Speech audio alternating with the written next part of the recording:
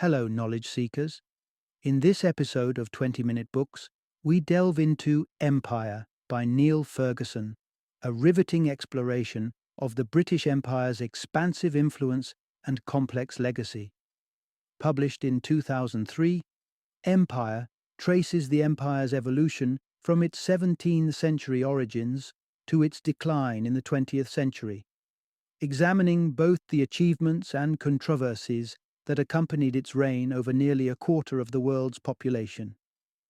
Niall Ferguson, a renowned historian and writer, brings his extensive expertise to this analysis, holding positions such as the Milbank Family Senior Fellow at Stanford University's Hoover Institution, and previously serving as a professor of international history at Harvard University.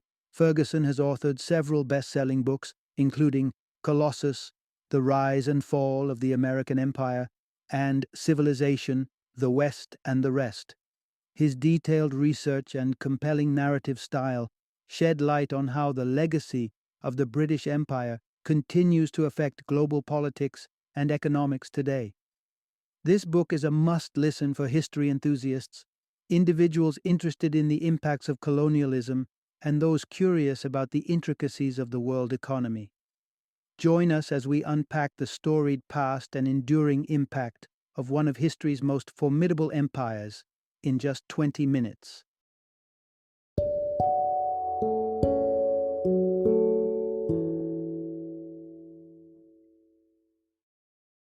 Empire: How Britain Made the Modern World.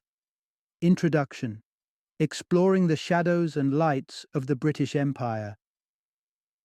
The echoes of the British Empire still resonate in the modern world, shaping our global landscape through its historical triumphs and tragedies. Renowned historian Niall Ferguson presents a balanced view, acknowledging the empire's dark aspects while highlighting its contributions to the advancement of global communication, the spread of democratic values, and medical breakthroughs. The empire wasn't just a colonial force, it was a complex economic network that fostered international trade and prosperity, leaving a dual legacy of wealth and historical wounds. Its expansive reach at one time even played a pivotal role in curtailing the rise of fascism during critical moments in history. This audio explores the origins, evolution, and eventual dissolution of the British Empire, providing insights into why and how this mighty force assembled and disintegrated over 4 centuries. You will discover the adventurous tales of how a renowned pirate initiated the formation of the empire, how prisoners proved to be more dependable colonists than pilgrims, and how wars simultaneously expanded and unraveled this once mighty global power. Join us as we traverse the intricate and compelling saga of the British Empire, understanding its profound impact on today's world. Part 1. Buccaneers as the unsung architects of the British Empire.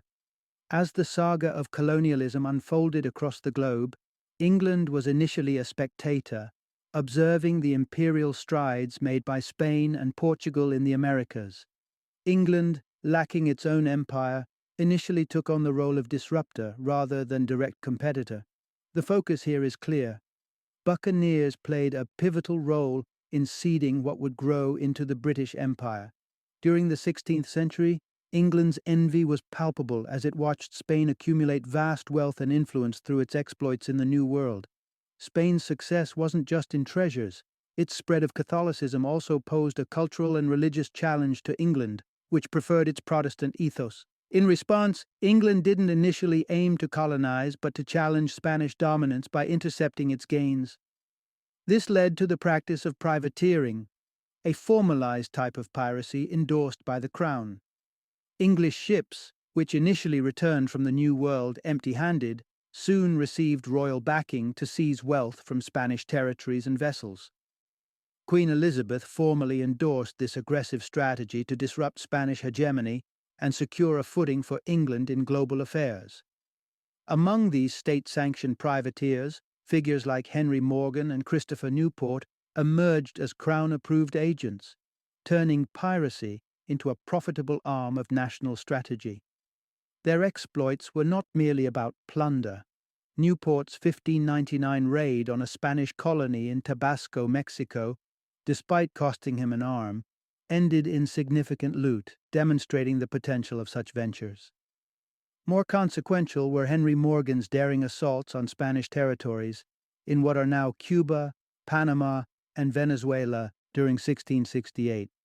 Though resource-constrained, Morgan's audacity and strategic acumen resulted in considerable plunder, part of which he wisely invested in Jamaican land.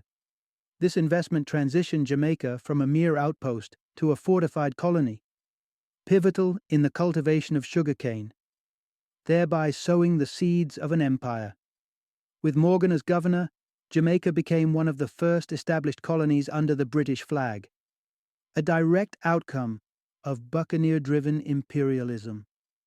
These early, unruly steps by buccaneers under the guise of privateers laid unexpected foundations for what would become a vast British empire, demonstrating how imperial powers often evolve from unpredictable and opportunistic beginnings.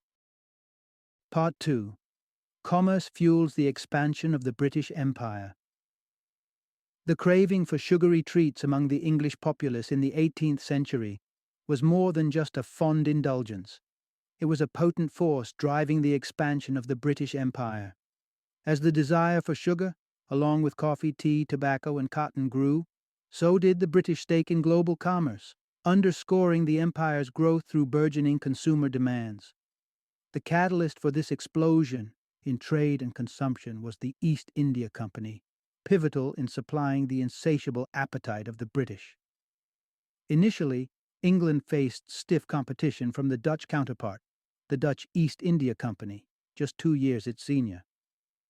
The rivalry between these two giants was intense, leading to a series of conflicts known as the Anglo-Dutch Wars between 1652 and 1674. Despite England's efforts, the Dutch initially dominated, thanks to their sophisticated economic system and robust financial institutions that effectively supported their commercial and military activities. England's fortunes began to shift with the Glorious Revolution of 1688, which saw King James II deposed by aristocrats who favored a closer alignment with the Dutch. The ascension of William of Orange, the Dutch stadholder, to the English throne marked a significant turn of events. William's reign brought with it a wave of financial reform, including the pivotal merger of the English and Dutch East India Companies. This merger heralded a new era of financial innovation. Modeled after the successful Bank of Amsterdam, the Bank of England was established in 1694. The new bank issued government bonds, managed national credit and debt, and revitalized the naval fleet, setting England on a path to dominate the seas and extend its colonial reach. The robust financial apparatus not only supported domestic growth but also facilitated the empire's aggressive expansion into strategic territories across India, Southeast Asia, Africa, and the West Indies. Through these strategic maneuvers, driven by the demands of commerce and the consumerism of its home country, the British Empire began to take shape as a global powerhouse. The commodities that fueled this growth, sugar, tea, and tobacco, not only transformed British society but also laid the foundations for an empire that would have a lasting impact on world history. Part 3. European rivalries fuel the rise of empires through warfare. As the British East India Company expanded its reach, it systematically constructed a complex structure of settlements, fortifications, and bureaucratic governance to oversee its booming trade operations. Not merely a trading entity, the company also morphed into an instrument of territorial and political control. Yet, despite its sprawling bureaucracies, the company's agents, like Thomas Pitt, engaged in lucrative private dealings, leveraging their positions and the opportunities of their distant postings. Initially frowned upon, these private ventures eventually received the company's sanction when they proved beneficial for broadening business and securing critical alliances. This pragmatic approach underscored the blend of commerce and imperialism that characterized British expansion. Meanwhile, France, England's perennial contender, initiated its own imperial ventures by establishing its own East India Company in 1664. As the ambitions of these European powers collided, the stage was set for escalating conflicts. The creation of the United Kingdom of Great Britain in 1707, following the union of the English and Scottish parliaments, marked a crucial evolution in imperial identity and capability. This unified entity brought enhanced resources and coherence to Britain's imperial ambitions. This backdrop of intensified rivalry set the scene for the War of Spanish Succession in 1713, drastically altering the European power landscape. Britain emerged with superior naval prowess, significantly weakening the Spanish influence. Yet, the most defining conflict was yet to come. The 7 Years' War, starting in 1756, often regarded as the first global war, drawing in all major European powers with stakes across North America, the Caribbean, and India. The war's outcome was pivotal. Britain dealt a severe blow to France, seizing vast territories including pivotal regions in Canada, Florida, and valuable Caribbean islands. Furthermore, the critical region of Bengal in India was secured, reinforcing British dominance in the subcontinent. These victories were largely due to Britain's sophisticated financial systems capable of sustaining prolonged warfare, a strategic advantage France sorely lacked. Despite ongoing conflicts, the 7 Years' War made it undeniably clear that global supremacy, particularly in India, was now firmly under British control, demonstrating how financial might and military capacity were crucial in the age of empire building. This period of warfare was not just about territorial gains, but also about establishing a global order dictated by European imperial competitions. Part 4. How Migration and the Slave Trade Built the British Empire. The allure of India and its promise of wealth attracted many Britons, who became known as nabobs, individuals who ventured to India to amass fortunes before returning to Britain. This pattern of migration was pivotal in the expansion of the British Empire, as vast numbers of people from the British Isles set forth to establish new lives overseas. The 17th century alone saw approximately 700,000 people depart for the Americas and other new territories. This mass migration laid the foundational demographic shifts necessary for the empire's growth. Yet, alongside voluntary migration, there was the dark and inhumane aspect of empire building, the slave trade. Initially, the empire also relied heavily on indentured servitude. Desperate individuals, limited by bleak prospects in Britain, signed contracts binding them to servitude for typically 5 years in exchange for passage to the colonies. However, the reality they faced was brutal: a perilous journey, harsh conditions, and rampant disease. More horrific still was the transatlantic slave trade. From the 16th to the 18th century, the British were key players in this trade, forcibly shipping around 800,000 Africans to the Caribbean by 1750. By 1807, this number had escalated to approximately 3.5 million enslaved people transported primarily to North America. These individuals endured unimaginable suffering, characterized by brutal transportation conditions and cruel treatment in the plantations. The turn of the 18th century, however, marked the beginning of a significant shift. Abolitionist sentiments began to take root within Britain, driven largely by groups of evangelical Protestants and Quakers. This culminated in the formation of the Committee for the Abolition of the Slave Trade, which eventually garnered enough political clout to see the slave trade officially banned within the British Empire in 1808. As the Victorian era dawned in 1837, the influence of evangelical, Quaker, and Methodist ideologies strengthened, heralding an era that, while morally more attuned to human rights, often imposed its own cultural and religious expectations on the non-Christian subjects of the empire. This imposition, steeped in missionary zeal, often led to tumultuous and sometimes deadly interactions, painting a complex picture of an empire grappling with its power and ethical responsibilities. Part 5. Navigating the complexities of governance as the British Empire expanded. As the British Empire expanded, governing such a vast array of territories from a central authority posed unique and daunting challenges. Consider the case of Australia, which became a penal colony for Britain following the American colony's push for independence. Between 1787 and 1853, about 150,000 convicts were transported to Australia under harsh conditions aboard what were initially called hell ships.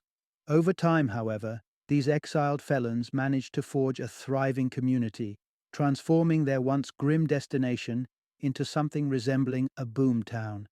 A transformation so successful that some in England lamented not being sentenced to Australia. This situation highlights the ironic success of using convicts to populate a colony compared to the pilgrims who settled in North America. These pilgrims, initially seeking religious freedom and autonomy, increasingly resented the distant British control, which ultimately spurred their rebellion and the subsequent founding of the United States. The British government faced a critical lesson following the American Revolution: the perils of distant and rigid governance. This painful realization shifted British colonial policies significantly. In its subsequent colonies, such as Canada, Australia, New Zealand, and South Africa, Britain experimented with granting varying degrees of self-government, aiming to avoid the tensions that had escalated in America. In Australia, the dynamics of governance took on additional layers of complexity due to conflicts between the settlers and the indigenous populations, mirroring in some respects the frontier battles between American settlers and Native Americans. In response, the British established Aboriginal protectorates in regions like New South Wales and Western Australia, attempting to moderate the settlers' actions and protect the indigenous people, a move not mirrored in the American treatment of native populations. Through these evolving strategies, Britain sought to balance the practical need for local governance with the overarching imperative to maintain control over its sprawling empire. This balancing act was fraught with moral and logistical challenges, highlighting the inherent difficulties of administering a global empire through a distant government. Part 6. The role of Christian missionaries in reshaping Victorian-era colonies. During the Victorian era, the British Empire's strategy in its colonies underwent a significant shift. No longer content with merely extracting economic resources, the empire also aimed to spread Christian values, an endeavor that led to profound cultural clashes. This era was marked by an accelerated effort to Christianize the colonies, a mission rooted in both humanitarian concerns and religious convictions. Victorian missionaries were particularly active in India, spurred by reports of practices they saw as barbaric, such as female infanticide and sati, a ritual where a widow would immolate herself on her husband's funeral pyre. Though reports of these customs were often exaggerated in Britain, they galvanized a strong response. The accounts galvanized Victorian society, prompting efforts to intervene in the cultural practices of the colonies. For instance, the Maharaja of Marwar was persuaded to outlaw female infanticide, and in 1829 the British Governor-General, William Bentinck, officially banned sati. The reactions among the Indian population varied. While some locals supported these bans, others viewed them as the thin end of the wedge, potentially leading to further religious and cultural imposition by the British. This sentiment was encapsulated by Lieutenant Colonel William Playfair, who warned that such policies might provoke widespread resistance. Indeed, resistance did occur, but it was triggered by what seemed a minor change in military supplies, a vivid example of how deeply the sepoys, Indian infantrymen, valued their religious traditions. The introduction of new bullet cartridges, rumored to be greased with cow and pig fat, a violation of Hindu and Muslim religious practices, became a catalyst for conflict. When several sepoys refused to use the cartridges and were subsequently jailed, it ignited a ferocious revolt known as the Sepoy Mutiny. This uprising was not merely an objection to a single policy, but a broader rebuke against the ongoing imposition of British norms and values on indigenous traditions. It underscored the complexities and the often unintended consequences of colonial rule. emphasizing that religious and cultural interventions could have deeply destabilizing effects. Part 7: Commercial Ambitions and the Expansion of the British Empire in Africa. As the British Empire grappled with the aftermath of the Indian Rebellion in 1857, which saw devastating losses on both sides, the focus of empire expansion shifted increasingly towards Africa, driven by commercial interests rather than direct government intervention. The brutal suppression of the Indian Rebellion ultimately led to the dissolution of the East India Company's rule, transitioning control of India directly to the British government through the Government of India Act of 1858. Meanwhile, in Africa, private ventures continued to play a pivotal role in pursuing British imperial interests. Central to the push into Africa was Dr. David Livingstone, a figure who epitomized the era's complex intertwining of missionary zeal and commercial exploration. Though Livingstone's efforts to convert Africans to Christianity met with limited success, his exposure of the ongoing eastward slave trade galvanized his resolve to replace it with what he viewed as wholesome commerce. His death in 1873 marked the end of an era of exploration motivated by a mix of moral and economic objectives. The late 19th century saw the emergence of more overtly aggressive commercial figures, like Cecil Rhodes, whose ambitions in southern Africa were underwritten by substantial financial backing from Nathaniel de Rothschild. Rhodes, through strategic land agreements with local leaders, expanded his ventures into the diamond mining industry, notably founding the De Beers Company.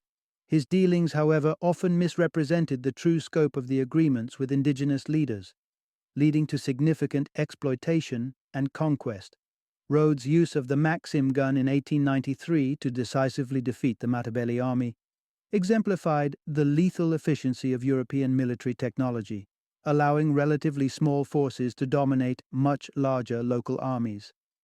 His victory led to the establishment of Rhodesia, a territory that fulfilled part of his grand vision of a continuous stretch of British-controlled territories from the north to the south of Africa. By the dawn of the 20th century, Rhodes' dream of a British-dominated Africa loomed closer to reality, with the continent increasingly entangled in the commercial networks and colonial ambitions of the British Empire. This period highlights the shift from missionary-driven explorations to aggressive commercial expansion, underscoring the complex motives and methods that fueled the British imperial enterprise in Africa. Part 8: The Tipping Point. Tragedy in Africa and the Boer Wars signaled the beginning of the end for the British Empire. As the 19th century drew to a close, the European scramble for Africa reached its zenith, with powers like Germany, France, and Britain dividing the continent among themselves. Britain's territorial ambitions stretched impressively from Egypt in the north to South Africa in the south, nearly completing a continuous chain of colonies, blocked only by German East Africa. This era marked both the peak and the pivotal turning point for the British Empire, which controlled nearly one-fourth of the world's landmass at its height. However, the cost of maintaining such vast territories soon began to outweigh the benefits, signaling the start of the empire's gradual decline. The key catalyst for this decline was the Boer Wars, fought between 1880 and 1902 in southern Africa. Britain's desire to control the lucrative diamond and gold mines in the region led to a brutal conflict with the Boer republics, states founded by descendants of Dutch settlers. The war was marked by severe tactics. About 30,000 Boer homes were destroyed, and many women and children were confined to concentration camps, where appalling conditions led to nearly 30,000 deaths. Additionally, about 14,000 black Africans perished in internment camps. Back in Britain, the public and political reaction to these tragedies was one of horror and outrage. The Liberal Party used the discontent as a political stepping stone to power, while intellectuals like J.A. Hobson in his 1902 work, Imperialism, a Study, critiqued the imperial project as a costly venture that primarily benefited the wealthy elite. Meanwhile, the geopolitical landscape was being reshaped as tensions with Germany over African territories escalated. Germany skillfully manipulated diplomatic relations, pitting Britain and France against each other while setting the stage for what would become the First World War. The looming conflict placed the British Liberal government in a dilemma. Although militarily unprepared to match Germany's might, Britain felt compelled to intervene to prevent German hegemony over Europe. When World War I erupted, the British Empire's global reach proved crucial. About one-third of all troops fighting for Britain were from the colonies, with soldiers from India, Australia, and New Zealand playing particularly pivotal roles. Their bravery underlined the Empire's military dependency on its colonies, yet also hinted at the unsustainable nature of its global dominance. This series of events highlighted the inherent contradictions and tensions in maintaining a vast empire. The moral costs of imperial domination increasingly clashed with Britain's self-image and its political realities, setting the stage for a gradual re-evaluation of its imperial ambitions. Part 9. The Fall of the British Empire, War Debts and Changing Global Dynamics. The aftermath of World War I saw Great Britain acquiring new territories, including Iraq, which at face value seemed like an expansion of imperial power.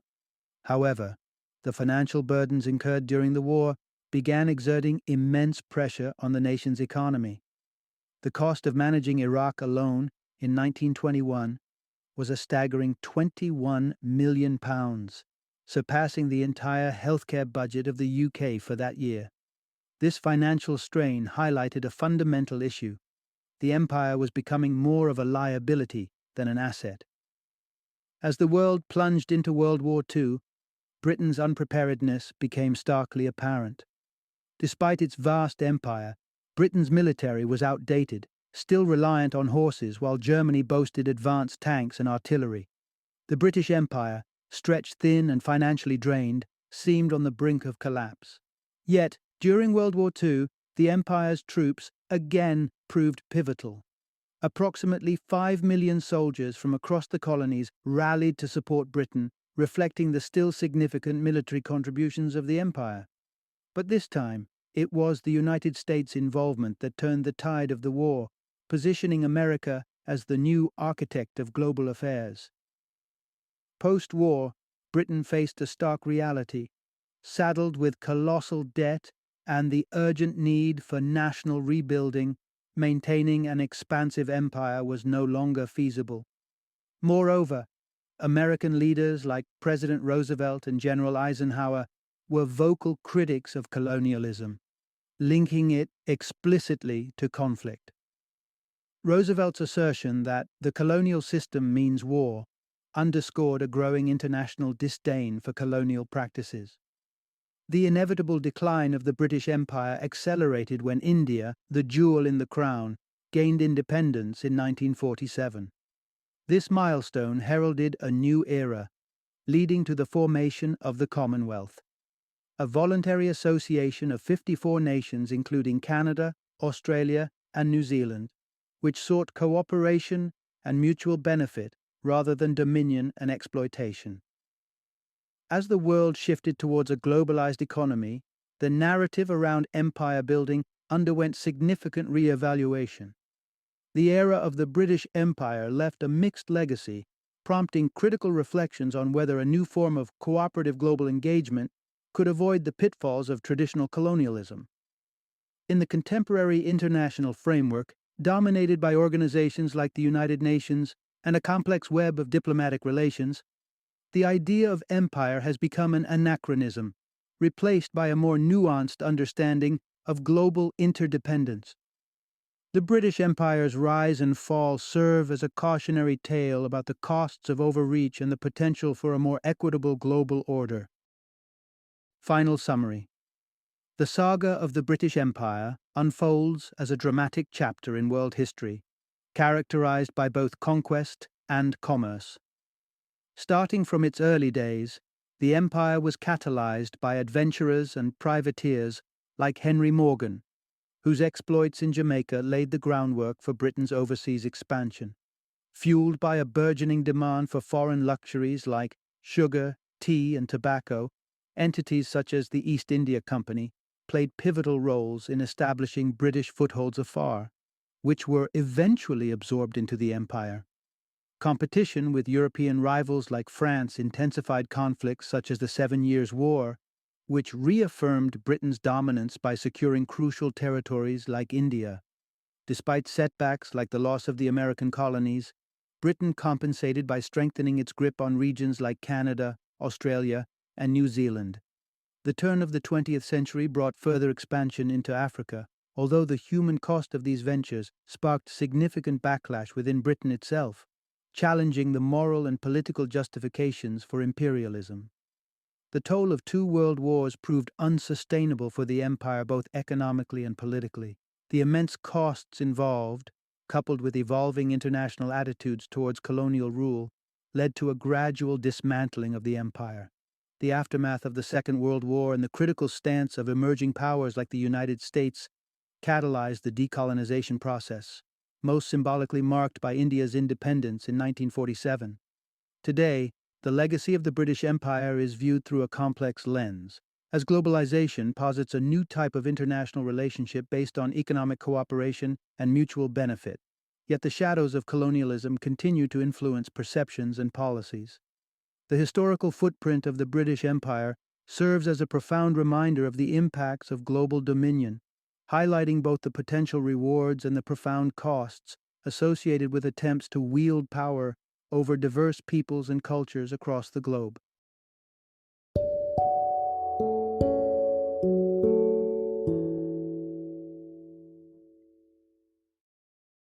Thank you for joining me today on this journey of learning and discovery as we explored the insights of another thought-provoking book in our growing library of knowledge.